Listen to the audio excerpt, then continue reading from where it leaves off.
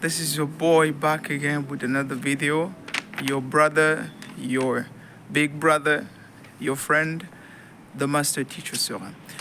Today we are going to talk about the things that I don't like about Japan. So I've made a list of 10 things that I'm going to share with you. The point for this video is not to make somebody hate Japan or anything of the kind, or it's not to make you think in a negative way. It's just a way to open your perspective for you to see things maybe in a different aspect, because I believe there are good and bad in any country, and that has nothing to do with my personal choices if I like or I don't like Japan. So I'm just going to share with you a different view and preferences that I have in here. So the first thing is that in this country here, Japan, you will never fit. Basically, whether you stay here for 100 years, you will never be considered as one of them. You will always be a foreigner. This is something that I've seen a lot of foreigners here. They act kind of weird. They speak Japanese to everyone, maybe trying to impress you, I guess. Though you're a foreigner and you see a foreigner coming to talk to you in Japanese, I'm like, you know what? I don't fucking care about this one though.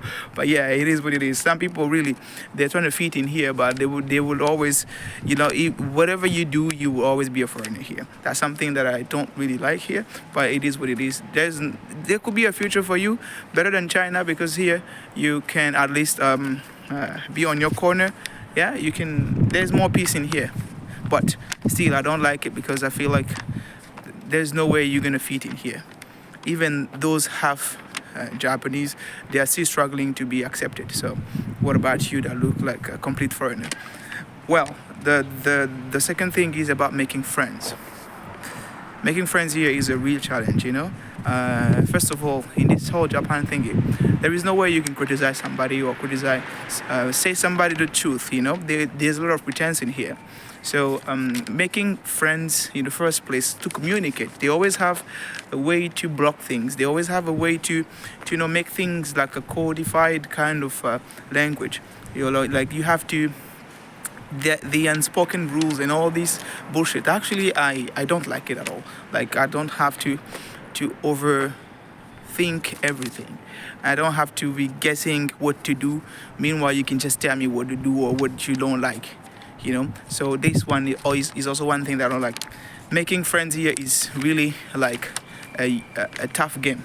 Like you might be here for 100 years, you might be working with people, you will always be on the surface level. Like you will never get to know each other in the first place, because they are pretending to tell you things that you are not, and they are pretending to be nice to them too, because that's kind of work lifestyle here. But in the first place, you're never gonna be friends. It's all about the pretense. So it's quite difficult here to really make friends. Let me continue with my list. Don't get upset though. We just sharing different perspectives. I get in an apartment here. See, I suffered. I got here with a contract. The company got me the house, and I was very clueless about the whole scenario. But then the thing is that there was something called key money. So that key money, first of all, is not like a normal thingy. Like, on the other side, we often have something called deposit, right? It's kind of, that money you pay might be up to like 6 months or anything of the kind, but at least the money you pay, they use that to pay maybe 2 months rent, 1 month, 3 months rent. Here, you pay them an equivalent of, which is like 4 to 5, 6 times your basic rent, and that money is called key money, but then they will not refund you anything. It's like it's like a privilege they're giving you to own a house. Like not really own a house, that's even too much words I'm using here. Like it's more like they're giving you a privilege to rent an apartment, and that is called key money. This thing really made me suffer. Well, once I got here, the contract that I got with the company, first of all, they said that it was difficult to get a house, so I was obliged kind of to just follow them and sign the contract. It was 2 years, and at least I can renew the contract. I can kind of break the contract if I want to, but I will have to pay like 1 month penalty.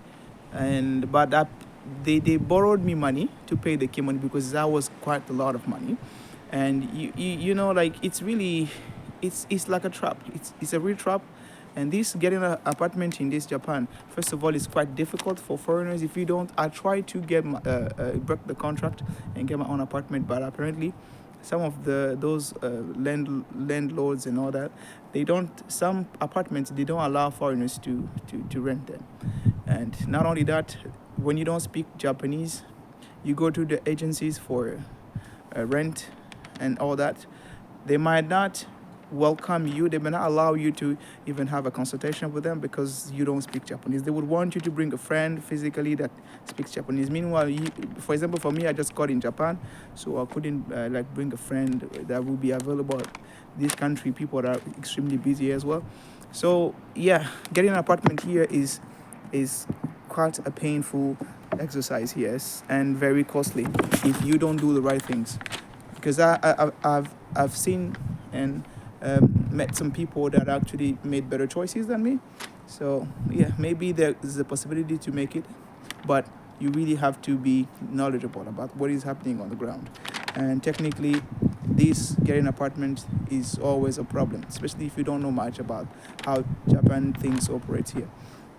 Yeah, the fourth thing is the gossip. The gossip in the neighborhood, especially. For example, this kind of neighborhood. If you bring your girlfriend here, or you bring a Japanese, especially if you're a foreigner, the whole neighborhood know you. If you work at the place, the whole neighborhood know you because you are the teacher in that specific area. Wherever you live, if you have a girlfriend, right? One day, if you come with a different Japanese girlfriend, somebody might just meet her on the street and tell her something. You might think that these people, they don't gossip, but the kind of information they share about you, they also have a preconceived kind of conceptions of whatever they believe you are. So it's very strange. Like the gossip in the neighborhood here, whenever they say you with somebody, everybody knows, but they don't talk about it. But you, one day, if you get to meet some Japanese people, they will come up with information that you never released to them, but they were noticing you every second. There's always somebody watching you. This place, like you feel like there's always somebody watching you. But for me, I don't really care because I'm a very, type of person that I don't care about whatever you think about me. But it's kind of uncomfortable for your reputation to be out there, and they can ruin your relationships with typical Japanese if they listen to them. So it's kind of weird for me. The fifth thing is the average salary. Jesus Christ. Salaries here is very low. Honestly, it's low, and the cost of living is high. So for you to make it here, to become rich, I don't think there is any like Japanese dream or Japan dream, like American dream or all that. Nobody has made it here like that, but people can have a comfortable life here. While like in terms of salary, people like the average have the same amount of money we all get in here. And yeah, there are very few people that are really making it here, and it's very unfortunate. So one of the things I don't like in this country is that even if you are a hard worker, they make you work more, but you will not get more money, which is very painful. Next, these Japanese people are very overconfident and indoctrinated in how they perceive things. See, when you're talking to some of those Japanese people, if this is the way they do things, and you come out with a different approach to it, they might look at you like, they think they know too much. They think the way things function with them is the same way forever. So there's nothing you're gonna add. Your ideas, new suggestions, whatever, anything new is not welcome in this country. Well, like new way of thinking, or if at work you want to change the way they do things, it's gonna be very unsolicited and unwelcome. So don't just try these kind of things with them. And mostly even with the way, like if you've seen a foreigner here that is dating a Japanese person, right? Just go and ask him, how did you manage this one? You will see the pattern is the same, because whenever they see a little mistake or sort of different kind of personality, they'll be like, oh, this is the type you are and this is the type you are, and they start to put you in a sort of box, and that's it. You kind of the next day, before you know, you ghosted. So they are, I don't know how to even explain that in a nice way, but I don't like it. Yeah. There's the kind of allergy they have to foreigners. Wow. So I say allergy because mostly you will see sometimes at the station, yeah. But this is not really very much common, but it has happened to me once or twice. Like you go and sit, and those old people they run away, or if you go to an office where they don't speak English, whenever you speak English to them, even if you use a translator, they will just run. They will not even try to some people, not all of them. I'm just saying that thing really just, it just gets me off every time, because there is communication. It doesn't have to be always verbal. Like things could happen even using the translation, but they don't open up sometimes to this type of things, so they just push you away just because you are a foreigner, or because you don't speak Japanese. It's very much annoying to me, and one of the things that I don't like too. One more thing, again, sleeping on the futon. Futon is kind of a sort of a mattress here, but it's kind of weird, like small kind of thingy. I had no choice but to go with that at first, but like I've seen some friends here that have a real bed and the mattress. But so and most of those Japanese people, they like to sleep on this small thing, though they have a lot of money where they can afford. But I guess it's a cultural kind of thingy. So yeah, I don't like those futon, but no choice. One more thing: the police stopping you to check your bicycle number. Here, basically, to get a bicycle is a real deal, like a real problem, because the bicycles are registered, I guess, something like that. So like it's like the policies are too much. For a bicycle, you're gonna make my life complicated like that. And some people are even arrested on the street because of the bicycle thingy, which at some point might be something good for maybe for the for the safety and security of whatever that is gonna, like whoever is gonna steal your bicycle. But I think it's like exaggerated. There's too much drama on these bicycles thingy. For you to get a bicycle, you have to go through a lot of drama. I think it's too much. The last one, the art of faking things at work, whatever the friends you make in here. See, the whole Japan thing is all made up of fake things. Fake people, foreigners too are. Mostly the foreigners here are fake. They are very, I don't know. That's why it's difficult to make friends here. Everyone is faking things at you, because at work you see a lot of people that will be saying good things to you, but because they don't want to offend you, they always pretend. That the pretense here is like on another level. The foreigners, they can't just say that they don't like you, and even you go and get the number. If like for those that are still young and trying to date here, you get a number, they will not tell you that, okay, you know what, I don't like you, I'm not going to talk to you. They will give you the number, and you text them, they will never reply. I'm like, what kind of pretense is this again? Like, if you don't like somebody, why would you give the number in the first place? Yeah, like at work, they say good things about you, but they don't think you're good. They don't think you look good too. They don't like you in the first place. They don't like you in the first place. They don't like, the only thing that they come and like will be complaining about you to like, I don't know if you use perfumes and all that thingy, but they will not, make it like a normal thing. They're going to be gossiping around.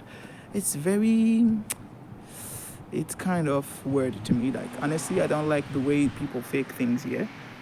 Like you never know if you are appreciated here or not.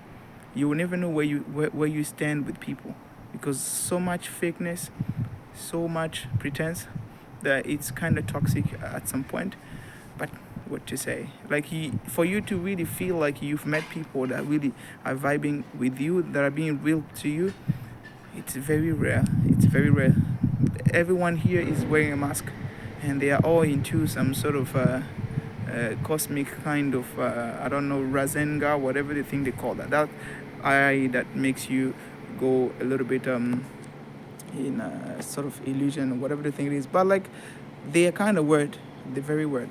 Faking things is something very developed in this country. People, the way people communicate, the way you deal with the work culture. People, like, you can be at work, you have to pretend to be busy, because if you don't pretend to be busy, they might think of something else happening. Like the whole thing is made up of pretense. So yeah, this is one of the things that I don't also like. Either way, this video was made up for you to see a different approach to whatever you like in here. I prefer to not come and say only the good things here, because I believe there are people also that want to know the bad ones.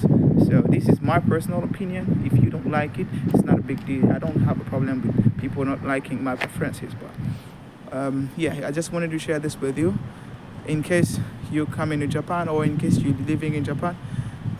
Don't hesitate to comment and share your opinion about your experiences here. It's in a positive way to me, though it's a negative comment, but that's how we grow. That's how I'm not here to please somebody. I'm here to have a real talk, and that's pretty much it. Thank you for watching. Don't forget to subscribe. Don't forget to like. Don't forget to share. It's a way to support a small channel, and yeah, it kind of takes energy, and it takes a lot of thinking to bring content, but yeah, I'm doing it for you. It's out of love, and thank you so much for watching. Don't forget to support as well. Goodbye for now, and see you next time.